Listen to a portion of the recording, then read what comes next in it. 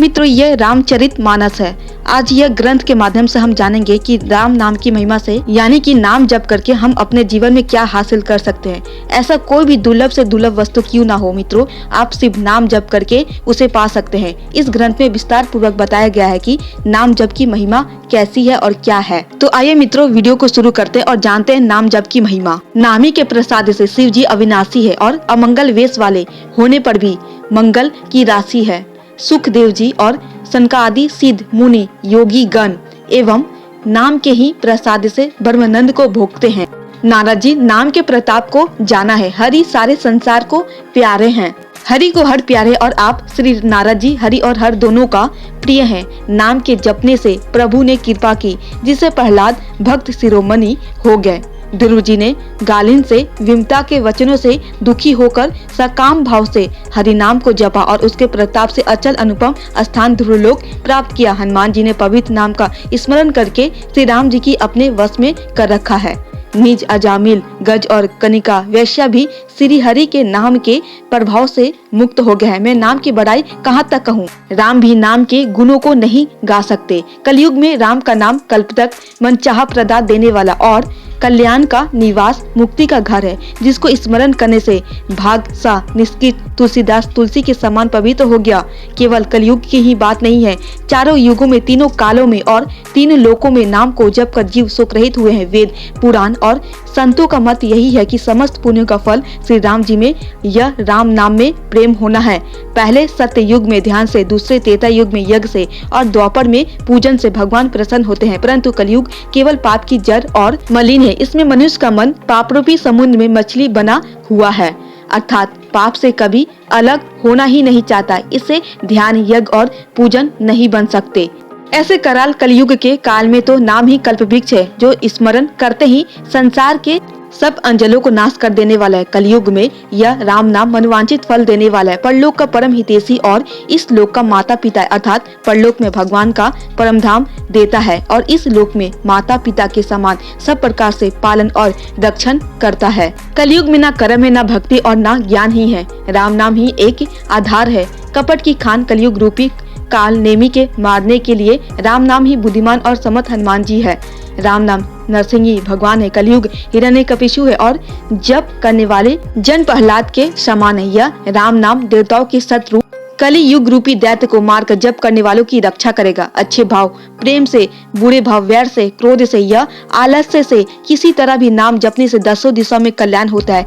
उसी परम कल्याणकारी राम नाम का स्मरण करके और श्री रघुनाथ जी को मस्तक नवाकर मैं राम जी के गुणों का वर्णन करता हूँ। हे श्री राम जी, मेरे बिगड़ी सब तरह से सुधार लेंगे, जिनकी कृपा करने से नहीं आघाती। राम से उत्तम स्वामी और मुझ सरीका बुरा सेवक, इतने पर भी उन दयानिधि ने अपनी ओर देखकर मेरा पालन किया है। लोक और वेद में भी अच्छे स्वामी की यही रीति प्रसिद्ध है कि वह विनय सुनते ही प्रेम को पहचान लेता है। अमीर, गरीब, गंवार, नगर निवासी, पंडित, मूर्ख, बदनाम, यशस्वी, सुकवि, कुकवि, सभी नर नारी अपनी अपनी बुद्धि के अनुसार राजा की सराहना करते और साधु, बुद्धिमान, सुशील, ईश्वर के अंश से उत्पन्न कृपालु राजा सबकी सुनकर और उनकी वाणी, भक्ति, विनय और चाल को पहचान कर सुंदर मीठी वाणी से सबका यथायोग्य सम्मान करते हैं। यह स्वभाव तो संसारी राजाओं का है। कौशलनाथ श्री रामचंद्र जी तो चतुर शिरोमणि है। श्री राम जी तो विशुद्ध प्रेम से ही रिझते हैं, पर जगत में मुझसे बढ़कर मूर्ख और मलिन बुद्धि और कौन होगा। तुलसीदास जी कहते हैं कि यदि तू भीतर और बाहर दोनों और उजाला चाहता है तो मुख रूपी द्वार की जीव रूपी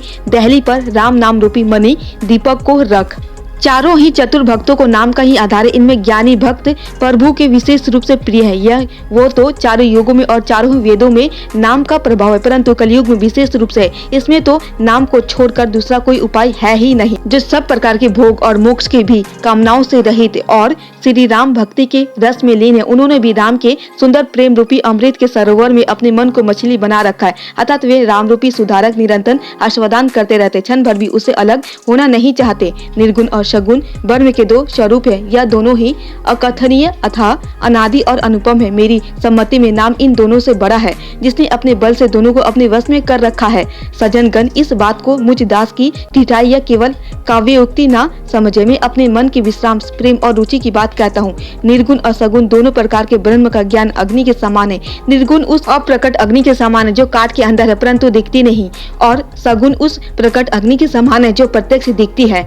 तत्वतः दोनों एक ही है, केवल प्रकट अप्रकट के भेद से भिन्न मालूम होती है। इसी प्रकार निर्गुण और सगुण तत्व है, एक ही इतना होने पर भी दोनों ही जन्मों में बड़े कठिन है, परंतु नाम से दोनों सुगम हो जाते हैं। इसी से मैंने नाम को निर्गुण ब्रह्म से और सगुण राम से बड़ा कहा है। ब्रह्म व्यापक है, एक है, अविनाशी है, सत्ता चैतन्य और आनंद की धनराशि है। ऐसे विकार रहित प्रभु के हृदय में रहते भी जग के सब जीव दीन और दुखी है। नाम का निरूपण करके नाम के यथार्थ स्वरूप, महिमा, रहस्य और प्रभाव को जानकर नाम का जतन करने से, श्रद्धा पूर्वक नाम जप रूपी साधन करने से वही ब्रह्म ऐसे प्रकट हो जाता है जैसे रत्न के जानने से उसका मूल्य है। इस प्रकार निर्गुण से नाम का प्रभाव अत्यंत बड़ा। अब अपने विचार के अनुसार कहता हूँ कि नाम सगुण राम से भी बड़ा है। श्री रामचंद्र जी ने भक्तों के हित के लिए मनुष्य शरीर धारण करके स्वयं कष्ट सहकर साधु को सुखी किया, परंतु भक्तगण प्रेम के साथ नाम का जप करते हुए सहजी में आनंद और कल्याण के घर हो जाते हैं।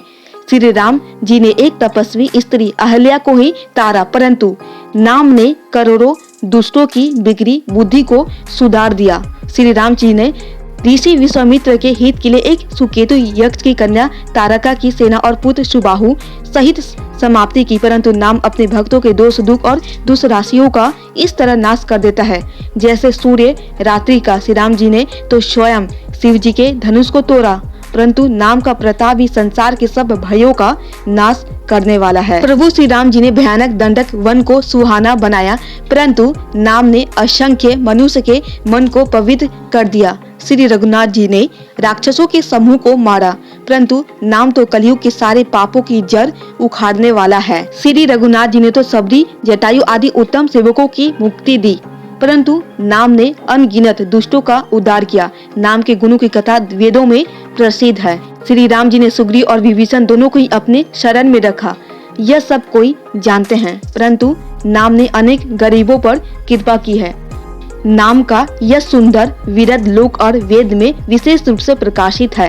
श्री राम जी ने तो भालू और बंदरों की सेना बटोरी और समुद्र पर पुल बांधने के लिए थोड़ा परिश्रम नहीं किया, परंतु नाम लेते ही संसार समुद्र सूख जाता है। सज्जनगण, मन में विचार कीजिए कि दोनों में कौन बड़ा है। उम्मीद है कि नाम जप की महिमा को समझ गए होंगे। मित्रों, जरूरी नहीं कि आप राम नाम के ही जप करें, आप अपने गुरु के दिए हुए हर एक मंत्र को जाप कर सकते हैं और प्रत्यक्ष परिणाम पाने के लिए आप इसे आजमा कर देखें। मित्रों, उम्मीद करते ये छोटी सी ज्ञानवर्धक वीडियो आपको जरूर पसंद आई होगी। अगर थोड़ी भी पसंद आई हो तो प्लीज आप हमारे चैनल को सब्सक्राइब कर दे और वीडियो को एक लाइक भी कर दे। इसी तरह आप हमसे जुड़े रहें ताकि शास्त्रों की जानकारी मिले।